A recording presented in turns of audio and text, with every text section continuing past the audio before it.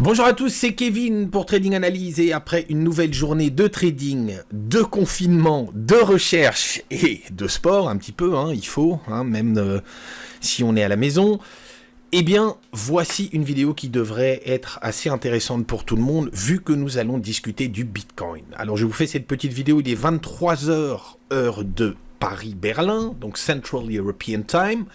Et nous allons commencer par faire un petit outlook sur ces marchés. Vous savez qu'il y a énormément de milliards qui ont été balancés sur ces marchés pour tenter de les stabiliser. Il est un peu tôt pour dire si ça a fonctionné, mais en tout cas, après avoir touché un nouveau plus bas, une petite réjection. Comme hier, vous avez ici le Daily Chart. Donc ici, vous avez le Daily, ici, vous avez le Weekly, et ici, vous avez le Monthly. D'accord ?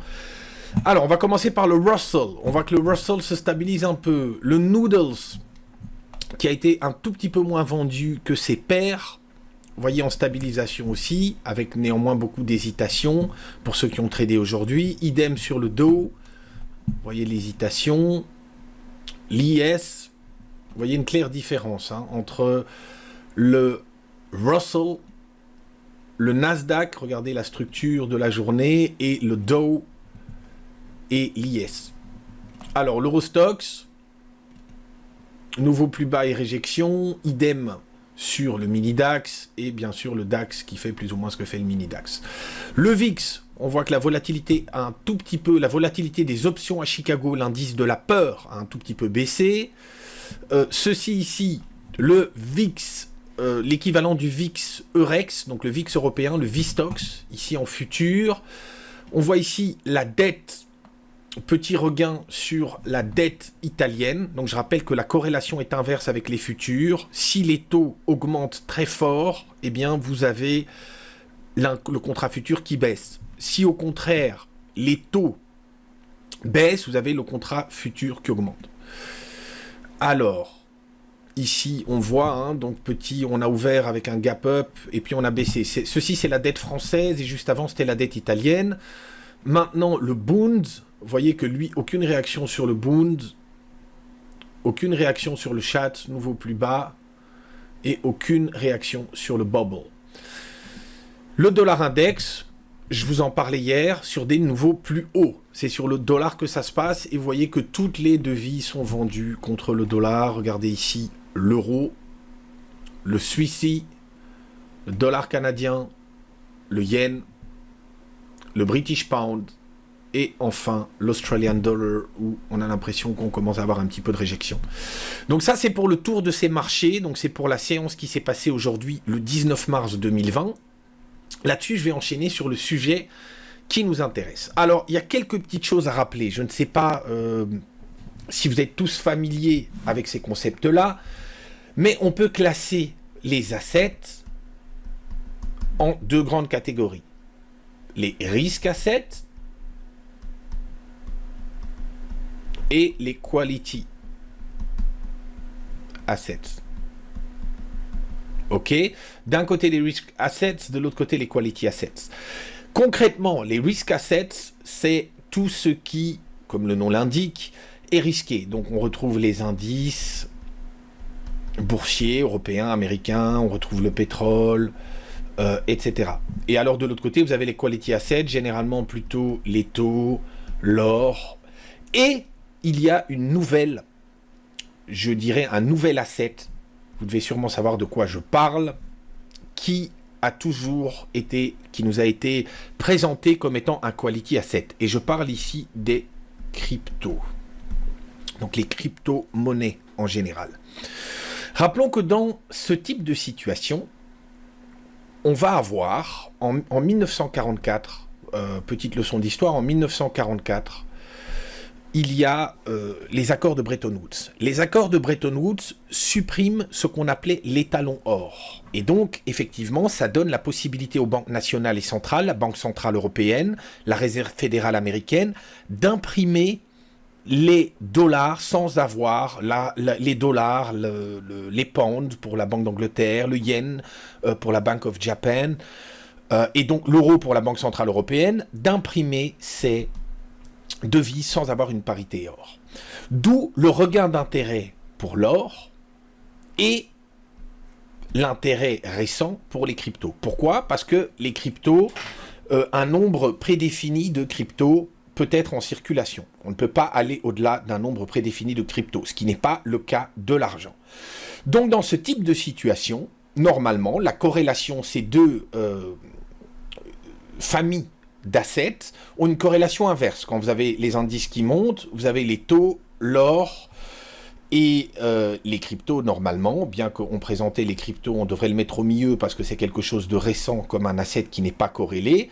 Mais de manière générale, les risques assets montent, les quality assets baissent. Et dans l'autre sens, quand les risques assets baissent, les quality assets montent ou alors ne font rien, ce qui équivaut dans certains cas à monter quand tout est vendu, comme c'est le cas pour le moment. Pourquoi? Eh bien tout simplement parce que vous avez énormément de gros fonds, j'en parlais dans la vidéo d'hier, de gros fonds d'investissement qui sont très très leveragés sur ces instruments-là.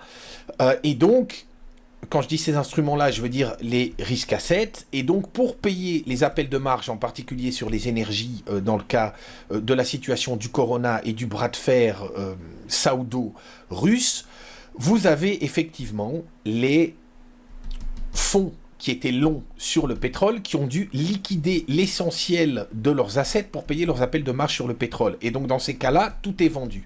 Donc ça, c'est ce dont je vous parlais hier. Maintenant, ce qui est plus surprenant, et ce qui est l'objet ici de cette vidéo, c'est simplement ceci. Alors regardez, je vous ai préparé quelques petits trucs. Alors ça, c'était pas prévu. Un petit instant. Voilà, j'étais resté trop longtemps dessus. C'est un graphe, j'ai aucun lien avec ces gens ici. Mais c'est effectivement un graphe du Bitcoin. On va pas tous les regarder, on va faire le Bitcoin. Et donc, vous voyez que le Bitcoin a été très, très violemment vendu. Pourquoi ? Eh bien, tout simplement, probablement parce que tout est vendu pour le moment. Les gens recherchent du cash. D'accord ? Les gens recherchent du cash. Tout le monde veut être liquide. C'est ce qu'on appelle être liquide quand on n'est pas long, quand on n'est pas short. C'est une forme de position en trading. Le fait de ne pas vouloir être dans le marché implique autant le fait de vouloir acheter que le fait de ne pas vouloir acheter. C'est une position. On pense que être flat, donc c'est quand on n'a pas de position, c'est comme ça qu'on appelle la position dans laquelle on est. Être flat est une position, au même titre qu'être long ou être short. Donc la plupart des gens cherchent à être flat, à sortir leur argent des assets. Et donc le Bitcoin s'est comporté comme un risque asset, alors qu'il nous a toujours été vendu comme un quality asset. Alors regardez ici, j'ai quelques petites choses encore que je voulais vous montrer. Vous voyez ici, et j'adore Isabella Kaminska, que je suis depuis plus de 10 ans, depuis 12-13 ans je pense, qu'elle est au FT, j'adore ses articles, j'apprécie beaucoup sa plume et ses analyses, et donc elle disait ici, elle reprenait « Corona is good for Bitcoin », ok, et ceci c'est le 27 janvier. D'accord? Et effectivement, le Bitcoin, dans ce genre de situation, vous voyez ici, hein, « It's time to switch to a digital currency ».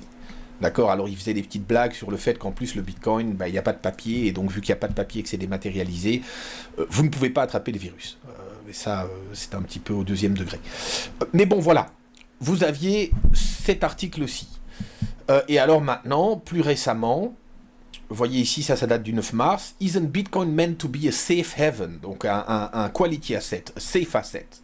D'accord? Et on voit dans la réalité, regardez ici, ça c'est les performances journalières d'aujourd'hui, ce n'est pas ce qui m'intéresse, tout était un petit peu dans le vert aujourd'hui, mais regardez d'un point de vue monthly, vous voyez qu'on a ici sur le Bitcoin qui est le plus, vous avez les autres ici, 38,24%. Ok, il surperforme le marché américain qui a perdu moins 50% depuis le début de la crise. Mais still, ceci ne se comporte pas pour le moment comme un quality asset.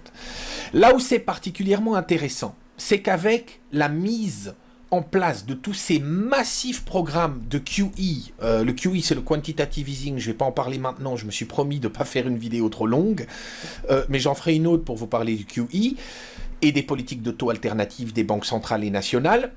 Ce qui est particulièrement intéressant ici, c'est le fait que dans ce type de situation, les gens ont tendance à se tourner vers les safe havens et en particulier vers l'or et vers le Bitcoin qu'on nous a toujours, et les autres cryptos, qu'on nous a toujours vendu comme le nom, je sais qu'il y en a qui le connaissent, de digital gold, donc l'équivalent numérique de l'or. D'accord? Quand je dis numérique, je veux dire dématérialisé, hein, donc informatique, digital. Ok? On va suivre les cours de ce Bitcoin dans les prochains jours, car plus que jamais, s'il y a deux choses qui devraient, dès le moment où cette panique générale et où tout était vendu, commencer à remonter, c'est le marché de l'or et le marché du Bitcoin. Restez tunés, on va voir ce que ça va donner dans les prochains jours, mais je reste convaincu que, vous voyez qu'ils ont déjà outperformé, même s'ils sont dans le rouge, ils ont fait mieux que les indices, ce qui est assez logique vu que les indices sont des risques assets. Mais je pense que, effectivement, dans ces circonstances et ces situations d'impression massive de devises et de monnaie sans parité or pour sauver l'économie mondiale, impression à multimilliards qui néanmoins ont laissé les marchés relativement sceptiques, on l'a vu en faisant un petit peu le débriefing des différents contrats futurs ensemble, eh bien, il va être intéressant d'observer l'or et le Bitcoin parce qu'il y a, pour moi, une vente qui n'est pas justifiée là-dessus. Voilà, j'espère que ça aide. Je vous souhaite une excellente journée, matinée, après-midi de confinement et à très bientôt. Bye bye.